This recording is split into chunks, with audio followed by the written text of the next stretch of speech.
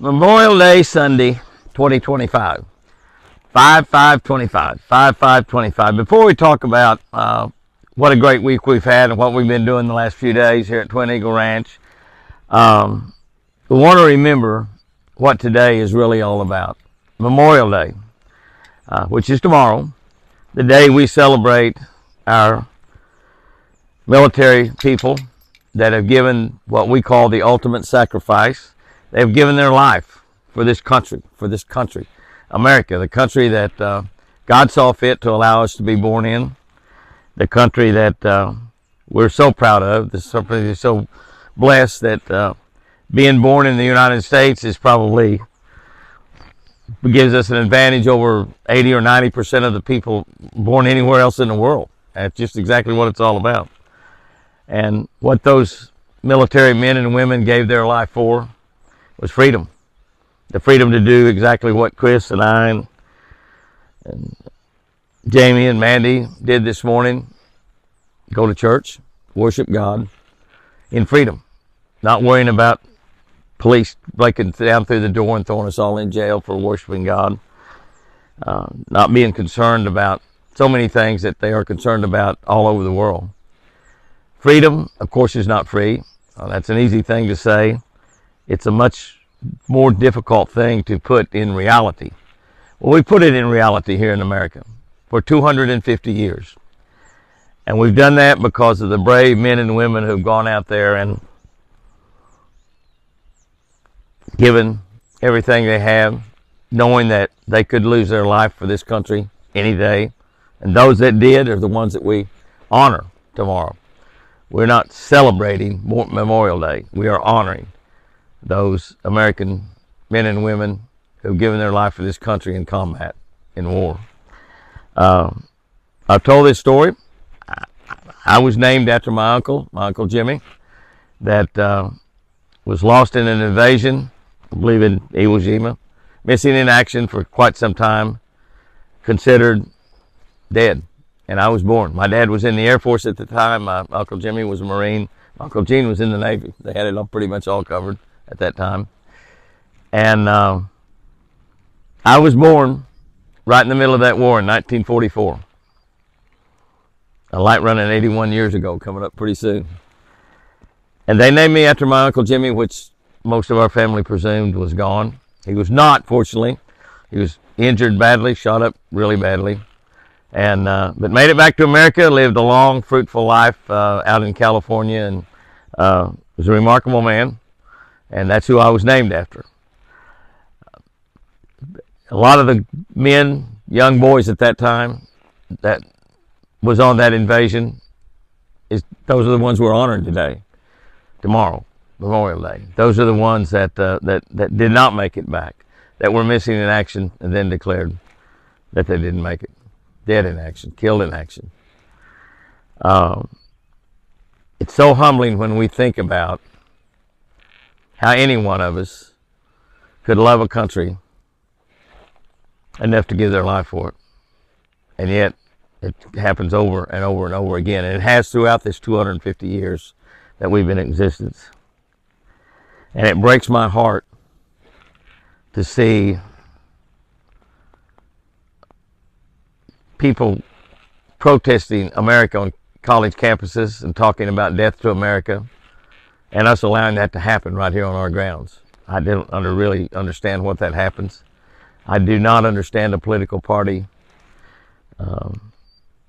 defending that.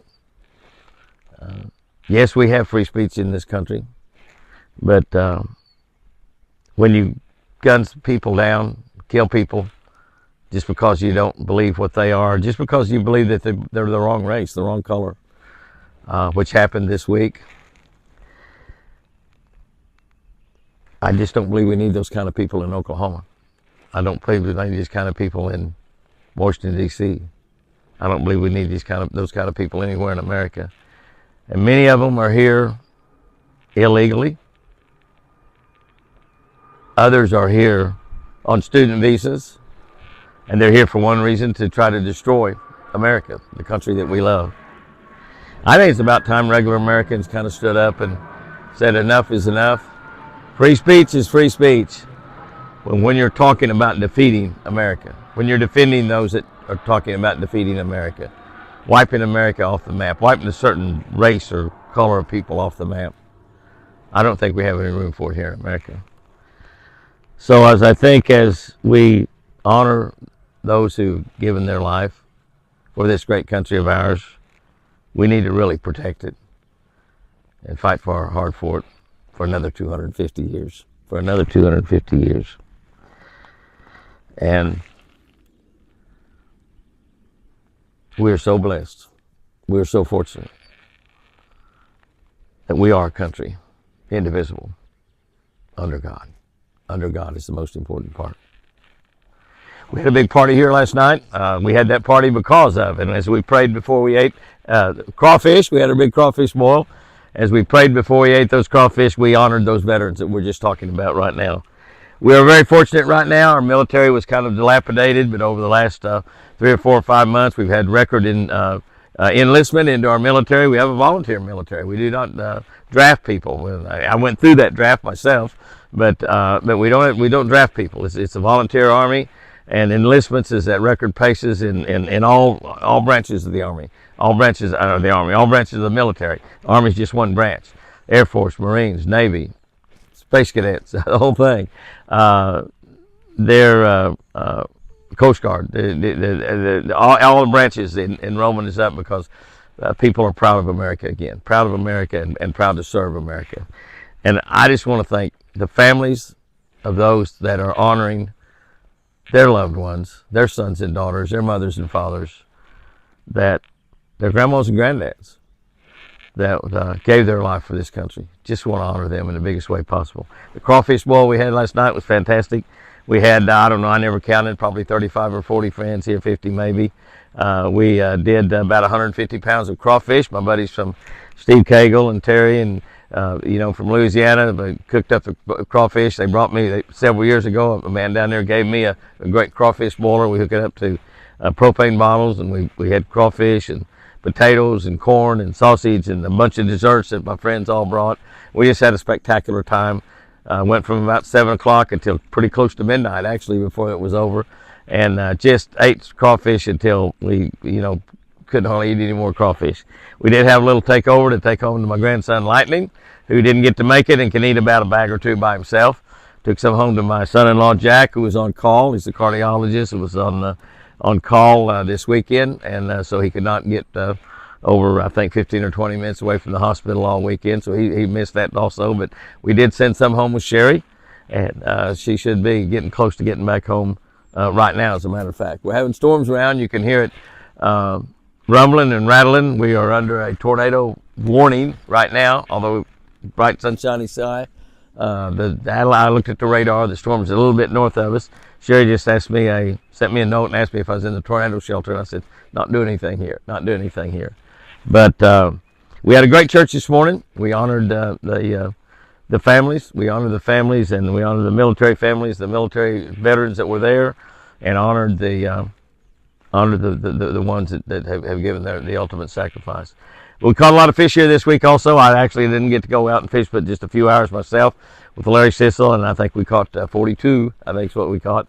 But a lot of fish caught here this weekend, both lakes. Twin Eagle Lake is in beautiful shape, as you can see behind me. Grand Canyon Lake, Big Canyon Lake, is completely full, and the fishing's absolutely great. One of my buddies from Louisiana caught the largest fish he had ever caught in his life.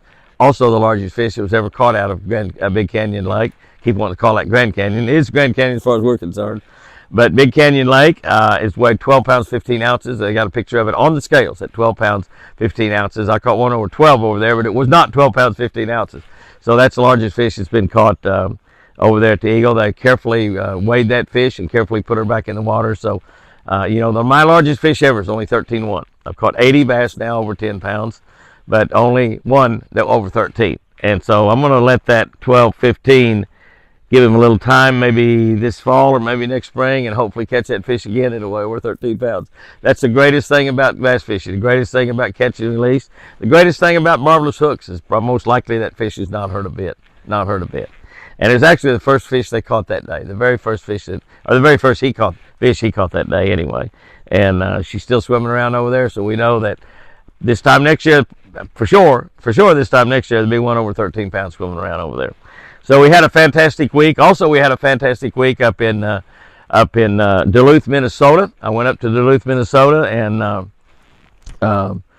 I opened that Bass Pro Shop store there. Beautiful Bass Pro Shop, a very large Bass Pro Shop. It looks small if you look at it from out the front, but it's a huge building. And it is atypical Bass Pro, and is that unique inside. As you go inside, it is unique. It's got all kinds of things for that area, things that decorations and fish mounts and things that for that area. We raised a lot of money for conservation that will be used right there in that Duluth area to make hunting and fishing better. 20% out of every dollar that was spent goes right back into conservation in that area for fishing and for hunting, not all the whole state of Minnesota, but just right there in that Duluth area, which is a unique thing that we do every time we open up a Bass Pro Shop store. My buddy Johnny Morris, who is a great patriot and a great American, as well as a matter of fact, he sent me a video by Chris Jansen, our buddy country entertainer over there in Missouri, just absolutely an incredible entertainer.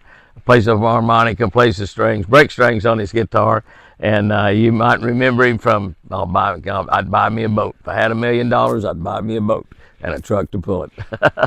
And so Chris did a tremendous tribute to our fallen soldiers, from Memorial Day tribute to them. And Johnny actually sent me a video of that. That's just how much of a patriot he is he's sharing that patriotism with as many of his friends as he had. I'm pretty sure he probably sent that to Bill and Roland and several other people as well, because Johnny Morris is not only the greatest conservationist in the history of America, he is also a tremendous patriot and a tremendous American. So, but we had a great time up there in Duluth. I had a lot of my friends that drove 2 or 3 hours to come over there and see me, and I thank them for that so very much. And we met a lot of new friends up there and just had an absolutely fantastic time. I had a little hiccup coming back and had to spend a full night in the airport, which was just terrible. What can I say? You freeze to death if you have to sleep in the airport all night, and I did. It was a boo-boo pretty much on my part, but also on the airline's part as well. But if I'd done my part correctly, their part wouldn't have hurt nearly as bad. But I'm not going to, it was so stupid, I don't really want to share it with you. I actually had, I share a lot of stupid things with you out in the boat. Might as well share this too. I had my truck keys, my Ram truck keys from Expressway Ram, my Ram truck keys in my bag. I put them in my bag when I left Oklahoma, and I normally carry that bag back. I check it a lot of times going, because I do not like to carry bags and drag suitcases through the airport like I'm some sort of gypsy or something. Storm's getting a little bit closer. I put my keys in that bag because I don't want to lose them while I'm out on the road, and but I did not. I didn't ever take them out. I took my Bible out. I was carrying my Bible only as I read on the airplanes, and I did not take my keys out. And the airline managed to lose one bag of the entire 2 planes, and that bag was mine and had my car keys in it. So not only could I not come home, I couldn't even leave the airport. So I spent the night in the airport and added pretty much 24 hours to the trip. My bag didn't get in until late the next afternoon. Lost a full day, which I was going to get to fish some with my buddies down here. I did fish some on Saturday morning, but I was going to get to fish some on Friday, pretty much several hours on Friday. Did not get to do that. I like to froze to death in that airport. Thursday night, added one more day worth of travel. So for a 5-hour appearance, opening the Bass Pro Shop and visiting with the people and signing autographs, took me 3 days. So I had to do things a little bit more difficult than you really should do. But we had a great time up there.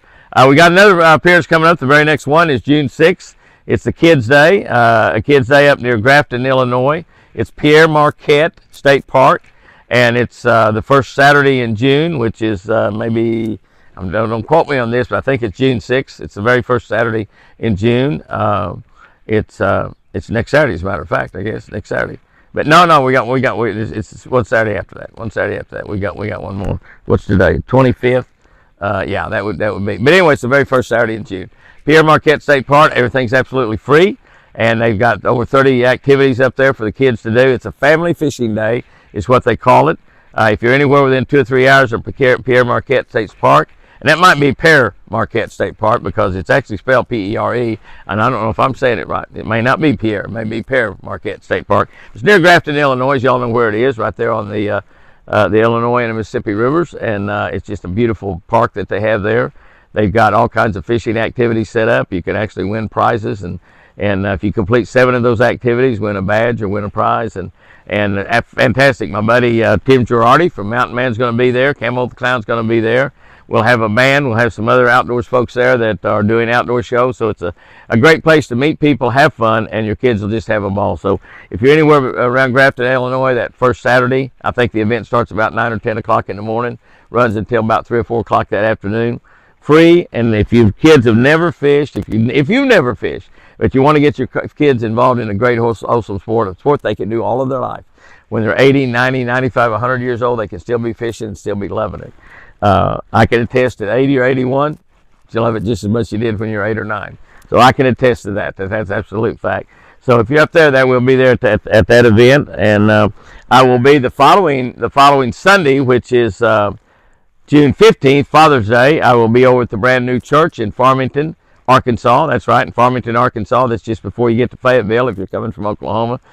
If you're anywhere from an hour or two of that church, that'll be a great Father's Day services. We'll be there both the 9:30 service and the 11 o'clock service. I'll have my kids with me, I hope. They've all committed, but we'll see what happens. But so my son and daughter will both be there, and they're Jack and Sherry's husband and Mandy, Jamie's wife. So I'm looking really forward to it. That is a tremendous church. I was over there with Jace Robinson here a while back, and we had a men's night that we just was absolutely packed. 1,500 people is what that church holds, and we were packed. So let's pack it for Father's Day over there. We're going to have a lot of fun. I'll be around there in between services and after services to visit with anybody. And so what a great way to spend Father's Day in that area than in the brand new church. That's the name of the church, brand new church, because when you get saved, when you give your heart and make Jesus Christ your Lord and Savior, you become a brand new man or a brand new woman. And so that's the brand new church that helps facilitate and make that happen. They can't save you. I can't save you, but I know a guy that can. His name is Jesus Christ. So that's what we got coming up pretty soon. We're going to be on the ranch here next week, the full week. I'll be here with my beautiful Chris, and we're just going to have a great time. And so we're looking forward to a little rain this evening or tomorrow. We hope those round and round things don't come around the ranch too close. And just hope everybody has a great day out there, has a great week. Fish lucky, and remember, I sure do love you.